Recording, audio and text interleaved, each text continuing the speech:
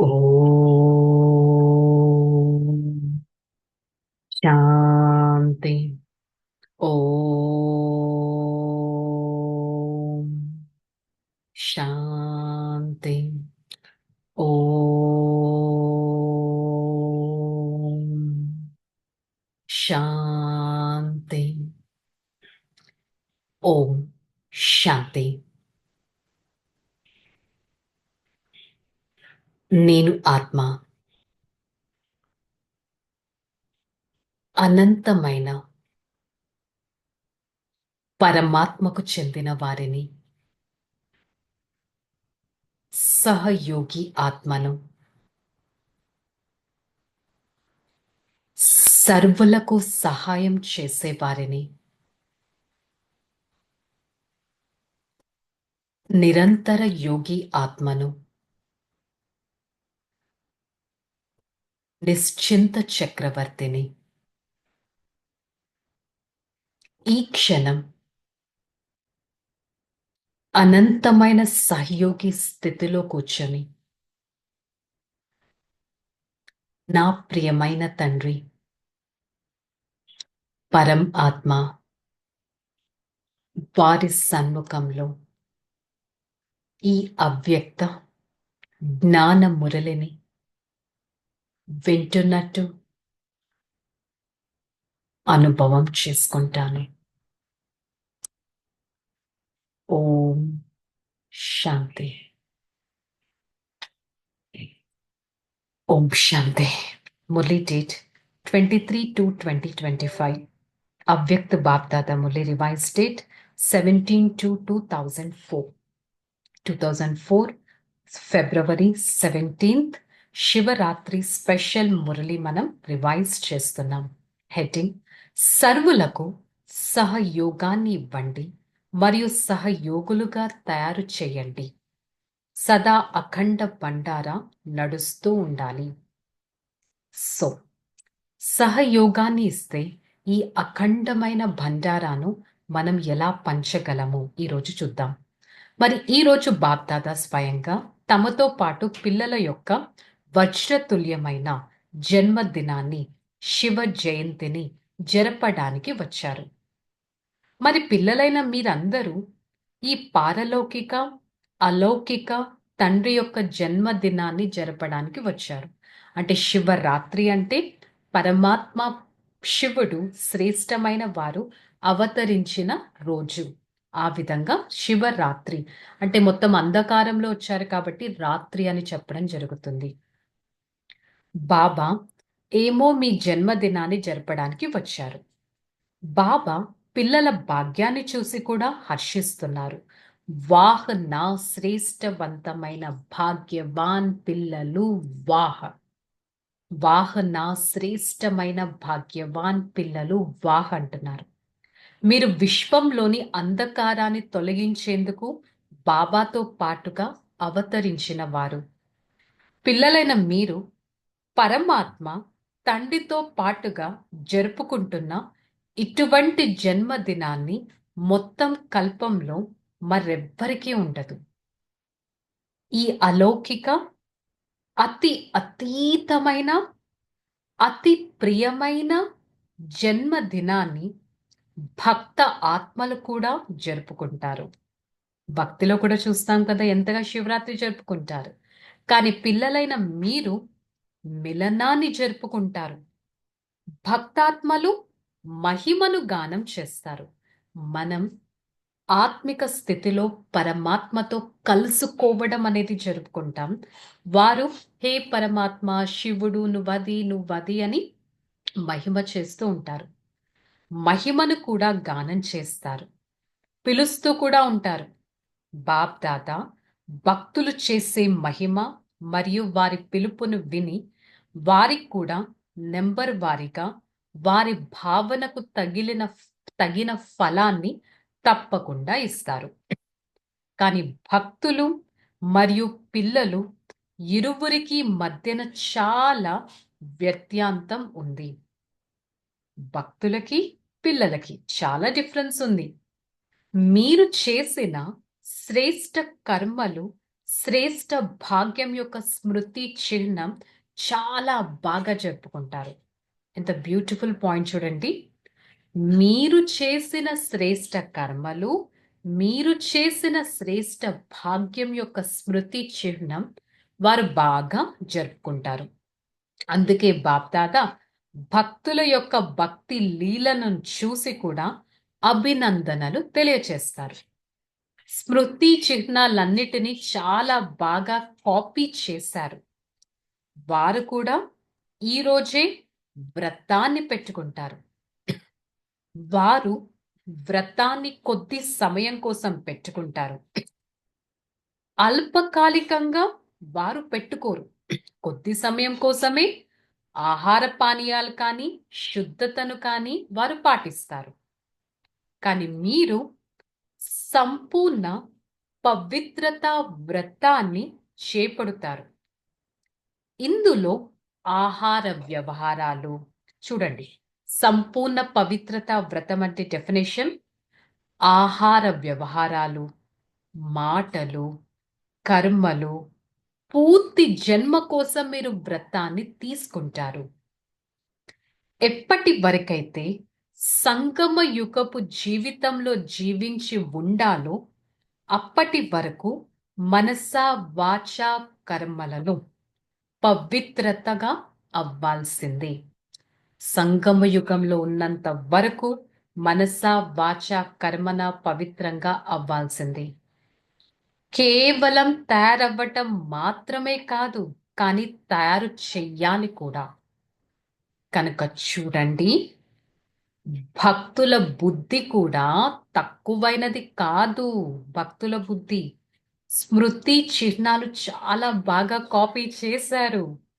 మీరందరూ అన్ని వ్యర్థాలను సమర్పణ చేసి సమర్థులుగా అయ్యారు. అనగా మీ అపవిత్రత జీవితాన్ని సమర్పణ చేశారు. మనందరం ఒక్కసారి మనకి మనం చెక్ చేసుకుందాం. నేను ఆత్మ కంప్లీట్ అపవిత్రత జీవితాన్ని సమర్పణ చేసిన వారిని. మీ సమర్పణతకు స్మృతి చిహ్నంగా వారు బలి ఇస్తారు. కానీ స్వయాన్ని బలి ఇవ్వరు. దేన్నిస్తారు? మేకను బలి ఇస్తారు. చూడండి ఎంత బాగా కాపీ చేశారు. మేకను ఎందుకు బలిస్తారు? దాన్ని కూడా చాలా సుందరంగా కాపీ చేశారు. మేక ఏం చేస్తుంది? మే మే మే అంటుంది. మరియు మీరు ఏం సమర్పణ చేశారు? మై మై మై, నేను నేను నేను. నేనెవర్ని? దేహ భావనతో కూడిన మైపన్ని మీరు సమర్పణ చేశారు కదా. బాప్ దాదా ఇంతకు ముందు కూడా వినిపించారు. సర్వ సమర్పణ అవ్వటంలో ఈ దేహ భానానికి చెందిన మైపని కూడా సమర్పణ చేయాలి. సాధారణ మైపననగా నేను దేహాన్ని మరియు దేహ సంబంధికుల మైపన్. దేహ పదార్థాల సంబంధం నేను, దేహ సంబంధికులు, దేహ పదార్థాలు, వీటన్నిటి సమర్పణ. దీనినైతే చేసేసారు కదా, లేక ఇంకా చేయలేదా? దీన్ని కూడా చేయలేదా? ఎంతగా ముందుకు వెళ్తూ ఉంటారో అంతగా మైపన్ నేను అన్న భావన సమాప్తం అవ్వాలి. స్థూల రూపంలో ఉండే లేక పైకి కనిపించే మైపన్ సమాప్తం అవ్వాలి. కానీ సూక్ష్మమైన మైపన్ ఏమిటంటే పరమాత్మ జన్మ సిద్ధ అధికారము ద్వారా ఏవైతే విశేషతలు ప్రాప్తిస్తాయో, పరమాత్మ ద్వారా ఏవైతే విశేషతలు ప్రాప్తిస్తాయో, బుద్ధి యొక్క వరదానం, జ్ఞాన స్వరూపులుగా అయ్యే వరదానం, సేవా వరదానం, విశేషతలు, వీటిని ప్రభువు ఇచ్చిన కానుకలు అనండి. ఒకవేళ వీటితో మైపన్ వచ్చినట్లయితే దాన్ని సూక్ష్మ మైపన్ నేను అన్న భావన అని అంటారు. సూక్ష్మ మైపన్ చాలా చూడండి బాబా ఎంత బాగా చెప్తున్నారు. స్థూలమైన మేపన్ అపవిత్రమైన జీవితం. మనస వాచ కర్మన అన్న పానీయాలు సంబంధాలు స్వయము. నెక్స్ట్ సూక్ష్మమైన మైపన్ ఏంటి? నాకు పరమాత్మ ఇచ్చిన విశేషతలు, జ్ఞాన వరదానం కానీ పరమాత్మ ఏదైతే నాకు ఇస్తారో ఆ సూక్ష్మమైన మైపన్ నేనేం చేస్తున్నాను? ఆ విశేషతలు నావి అని చెప్పుకుంటూ ఆ అభిమానంలోకి వచ్చేస్తున్నాను. సో ఈ మైపన్ని కూడా సమాప్తం చేయాలి. నేనేదైతే చేస్తానో, నేనేదైతే చెప్తానో అదే కరెక్ట్, అలాగే జరగాలి. ఈ రాయల్ మేపన్ ఎగిరే కలల్లోకి వెళ్ళేందుకు మిమ్మల్ని భారంగా చేస్తుంది. బాబా అంటారు, ఈ మైపన్ని మీరు సమాప్తం చేయండి. ప్రభువు ఇచ్చిన కానుకల్లో మైపన్ నేను అన్న భావన ఉండదు. నేను అనేది ఉండదు. నాది అనేది ఉండదు. ఇది ఎవరిచ్చారు? ప్రభువు ఇచ్చిన కానుక. మరి మీ అందరి సమర్పణత ఎంతటి సూక్ష్మమైనది? సూక్ష్మమైన మేపన్ని కూడా సమాప్తం చేస్తున్నామా? సాధారణమైన మైపన్ మరియు రాయల్ మైపన్ ఈ రెండిటి సమర్పణ చేశారా? చేశారా లేక చేయాల్సిందా లేక చేస్తున్నారా? పరస్పరం నవ్వుతూ ఉన్నారు. సూక్ష్మమైన మేపన్, స్థూలమైన మేపన్ ఎంతవరకు సమాప్తం చేశారంటే నవ్వుతున్నారు. మీరు మరణించడం అనేది మరణించడం కాదు. 21 జన్మలు దేవాత్మ వడిలో జన్మించాలి. అందుకే చాలా సంతోషంతో సమర్పణ అవుతారు కదా. బాధతో ఆర్తనాదాలతో అయితే చేయటం లేదు కదా. భక్తిలో కూడా బలి ఇచ్చేటప్పుడు ఆ జంతువు అరిచినట్లయితే ఆ బలి స్వీకరించబడదు. కనుక ఎవరైతే హద్దుకు చెందిన నేను మరియు నాదిలో సంతోషంగా సమర్పణ చేస్తారో వారు జన్మ జన్మల వారసత్వానికి అధికారిగా అవుతారు. ఒకటా సమర్పణ చేయటం, రెండవదా సంతోషంగా సమర్పణ చేయటం. చెక్ చేసుకోండి. వ్యర్థ సంకల్పాలు, వ్యర్థ మాటలు, వ్యర్థ నడవడిక ఇవన్నీ పరివర్తన చేస్తున్నామా? ఎలా పరివర్తన? సంతోషంగా పరివర్తన చేస్తున్నామా? అబ్బా తప్పదు అన్నట్టు పరివర్తన చేస్తున్నామా? లేక ప్రేమతో పరివర్తన చేస్తున్నామా? లేక కష్టంగా పరివర్తన చేస్తున్నామా? మీరు జన్మ తీసుకోగానే మీ జీవితం యొక్క వృత్తి ఇదే కదా. విశ్వ పరివర్తన, విశ్వ పరివర్తకులుగా అవ్వాలి. మీ బ్రాహ్మణ జన్మ ఆక్యుపేషన్ కూడా ఇదే కదా. మరి విశ్వ పరివర్తన మీకు పక్కానా?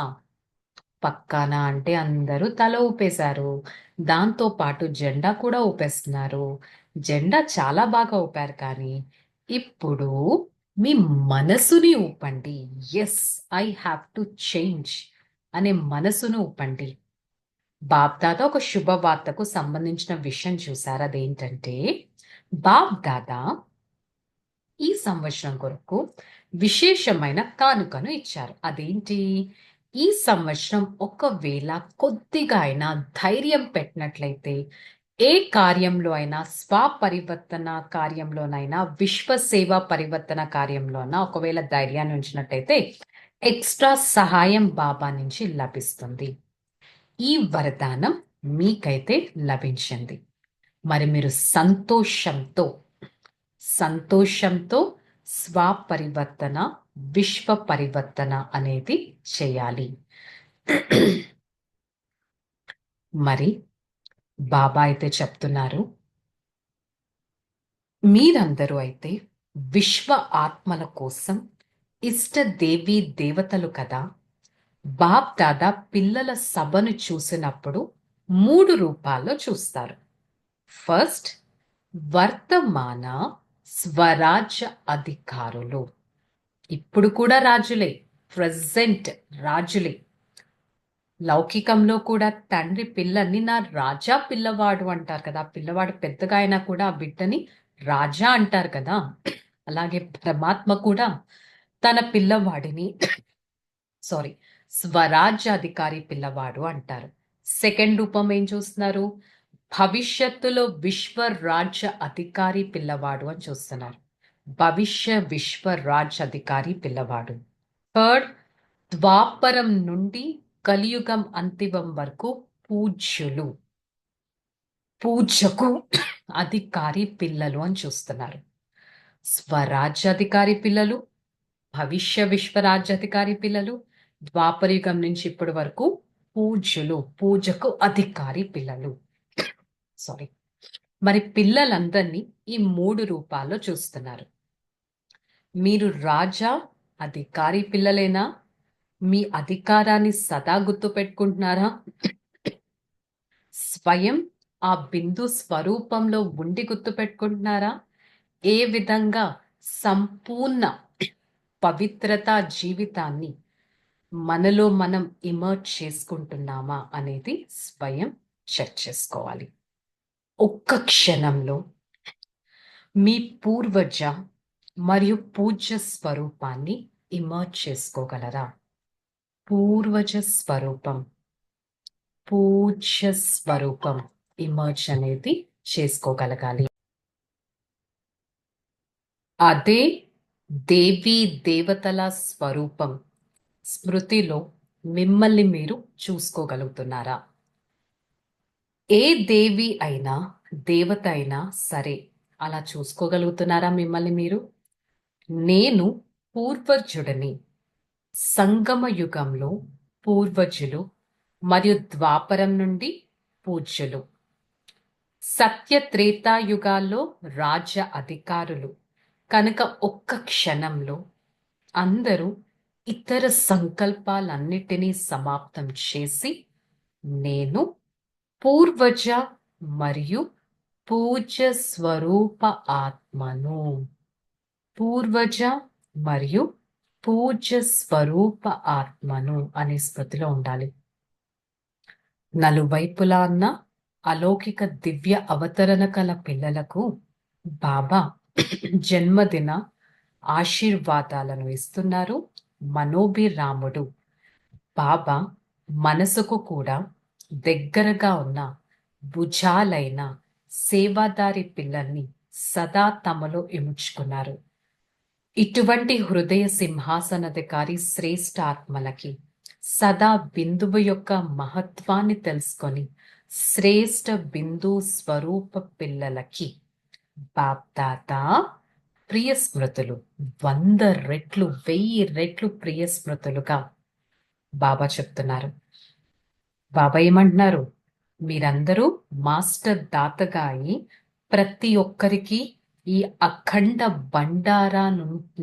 బండారాను ఇవ్వండి. ఏదో ఒకటి ఇచ్చే మాస్టర్ దాతలైన పిల్లలకు బాప్దాదా యొక్క చాలా చాలా పదమాల రెట్లు కోహినూరు వజ్రం కంటే కూడా విలువైన ప్రభు రత్నాలైన పిల్లలకి ప్రియ స్మృతులు మరియు నమస్తే.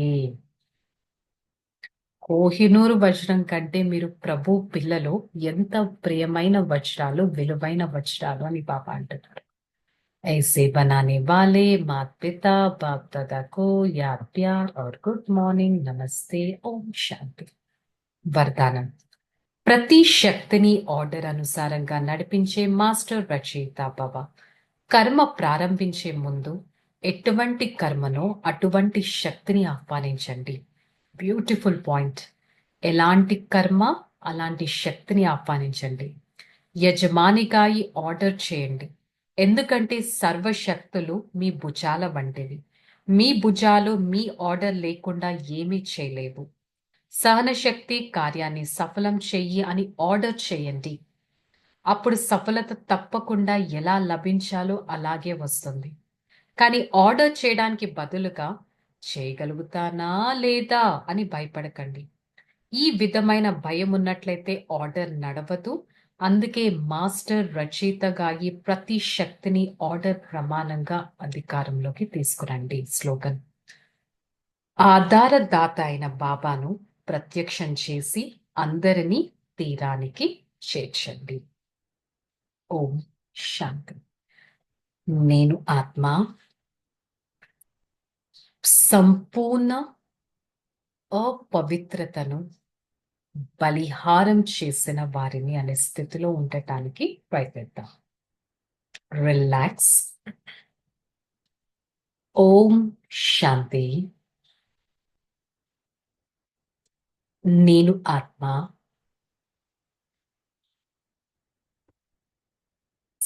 సంపూర్ణ అపవిత్రతను బలిహారం చేసిన వారిని మనస వాచ కర్మన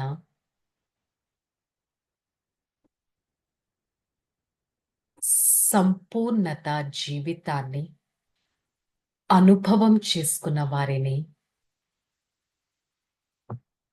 ఒక్క క్షణం నా జీవితాన్ని చూసుకుంటాను. నా ఈ జీవితం ఎంత అద్భుతంగా ఉంది, ఎంత విశేషమైన జీవితం ఇది.